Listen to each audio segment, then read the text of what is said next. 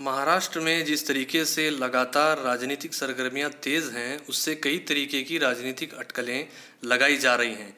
Antilia case हो, चाहे सचिन वाजे का केस हो, परमबीर सिंह, अनिल देशमुख और अब अमित शाह और शरद पवार या प्रफुल्ल पटेल के बीच जो अहमदाबाद में मुलाकात हुई है वो या तथाकथित मुलाकात, जिस पर अब भी एक तरीके से कोई खुले तौर पर कहने के लिए तैयार नहीं है, या इन सभी मुद्दों की अगर बात करें तो इन्हीं की वजह से महाविकास आघाड़ी की सरकार फिलहाल परेशानियों में घिरी हुई नजर आती है। ऐसे में बीजेपी के केंद्र और राज्य के नेता राज्य में राष्ट्रपति शासन लगाने की लगातार मांग कर रहे हैं। क्या ये सारी चीज़ें महाराष्ट्र में ऑपरेशन कमल की शुरुआत के संकेत हैं? ये सवाल अब पूछा जाने लगा है। बीजेपी ने ऑपरेशन कमल के जरिए ही 2019 में कर्नाटक में कांग्रेस जेडीएस गठबंधन की सरकार को और उसके बाद 2020 में मध्य प्रदेश में कमलनाथ की सरकार को एक तरीके से सफलतापूर्वक गिराया था और दोनों राज्यों में अपनी सरकार बनाई थी। खास बात यह है कि इन दोनों सरकारों में 15 महीनों से ज़्यादा इन दोनों सरकारों ने अपना कार्यकाल पूरा नहीं किया था। कर्नाटक में कुमारस्वामी 14 महीने ही मुख्यमंत्री रहे थे, तो वहीं कमलनाथ मध्य प्रदेश के 15 महीनों से ज़्यादा मुख्यमंत्री नहीं रह पाए थे। अब इन दोनों का रिकॉर्ड महाराष्ट्र में उद्धव ठाकरे ने तोड़ा है। ठाकरे लगातार पिछले 16 महीनों से मुख्यमंत्री बने हुए हैं। अब जिस प्रकार से महाराष्ट्र में राजनीतिक तापमान बढ़ता हुआ दिखाई दे रहा है, ऐसे में सवाल यही खड़ा हो रहा है कि क्या भाजपा ने ऑपरेशन कमल को लेकर अपनी तैयारियां शुरू कर दी हैं। बीजेपी जिस तरीके से आक्रामक तेवर के साथ सरकार को घेर रही है और उसी के साथ पिछले दिनों देवेंद्र फडणवीस और चंद्रकांत पाटिल ने जल्दबाजी में नागपुर जाकर संघ प्रमुख मोहन भागवत से मुलाकात की थी, उससे इन बातों को और भी ज़्यादा बल मिलता है। इतना ही नहीं, केंद्रीय गृह मंत्री अमित शाह भले ही पश्चिम बंगाल और असम के चुनाव में व्यस्त हैं, मगर वो महाराष्ट्र की राजनीतिक हालात पर देवेंद्र फडणवीस और भूपेंद्र यादव से लगातार संपर्क में भी हैं। क्या ये बीजेपी के लिए आसान होगा कि वो महाराष्ट्र में शिवसेना, एनसीपी, कांग्रेस की सरकार को गिराकर अपनी सरकार बनाए? ये बात सच है कि बीजेपी के लिए कर्नाटक और मध्य प्रदेश की तरह आसान तो नहीं होगा कि वो महाराष्ट्र में ऐसा कर सकें, क्योंकि बीजेपी के पास अपने 105 विधायक महाराष्ट्र में हैं और कुछ अन्य को भी मिला लें तो बीजेपी 120 विधायकों का उन्हें समर्थन होने का दावा जरूर करती है। मगर ऐसे में और 25 या उससे भी ज़्यादा विधायकों की उन्हें ज़रूरत होगी कि वो 145 के बहुमत के जादुई आंकड़े तक पहुंच पाएं।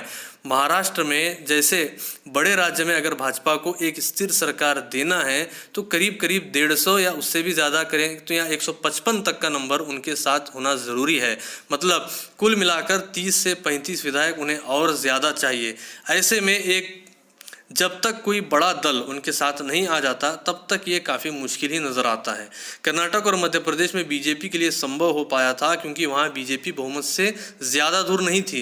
कर्नाटक में बीजेपी के पास 104 विधायक थे जो बहुमत से 9 सीटें कम थीं, तो वहीं मध्य प्रदेश में तो कांग्रेस और बीजेपी के बीच सिर्फ 5 सीटों का फर्क था और ज्योतिरादित्य सिंधिया के साथ आने के लिए तब 16 विधायक तैयार भी थे। इसीलिए इन दोनों राज्यों में बीजेपी को कांग्रेस की सरकारें गिराने और अपनी सरकार बनाने में ज़्यादा दिक्कत नहीं आई थी। मगर महाराष्ट्र में बीजेपी कुछ अन्य विधायकों को अपने साथ जोड़ने पर भी बहुमत से 25 से 30 सीटें दूर रह जाती है।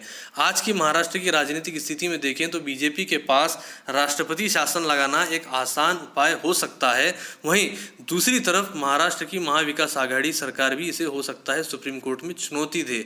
2016 में ऐसे ही हुआ था, क्योंकि 2016 में उत्तराखंड में कांग्रेस की हरीश रावत सरकार को बर्खास्त कर बीजेपी ने वहां पर राष्ट्रपति शासन को लागू किया था, मगर हरीश रावत सुप्रीम कोर्ट पहुंच गए थे और वहां पर सुप्रीम कोर्ट ने इस फैसले को एक तरीके से रद्द कर दिया और रावत सरकार को बहाल कर दिया था। ऐसे में बीजेपी महाराष्ट्र में राष्ट्रपति शासन के निर्णय को सोच समझकर ही लेना चाहती है। ऐसे में जब बीजेपी अपने साथ कोई बड़ा दल नहीं जोड़ पाती तब तक ये मुश्किल ही नज़र आता है।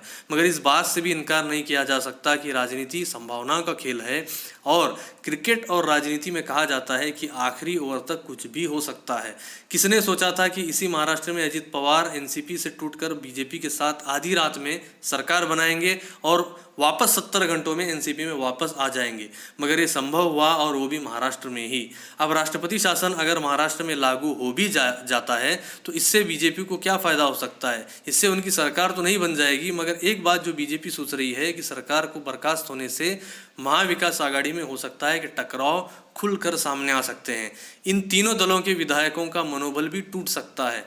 ऐसे में कोई बड़ा दल जैसे शिवसेना या एनसीपी उनके साथ आ सकते हैं, या फिर तीनों पार्टियों के विधायक टूटकर बीजेपी में शामिल हो सकते हैं। इसके बाद बीजेपी राज्य में अपनी सरकार बनाने का दावा भी पेश कर सकती है। अब देखना ये होगा कि इन सभी रास्तों में से बीजेपी महाराष्ट्र में अपनी सरकार बनाने के लिए कौन सा रास्ता अपनाती है।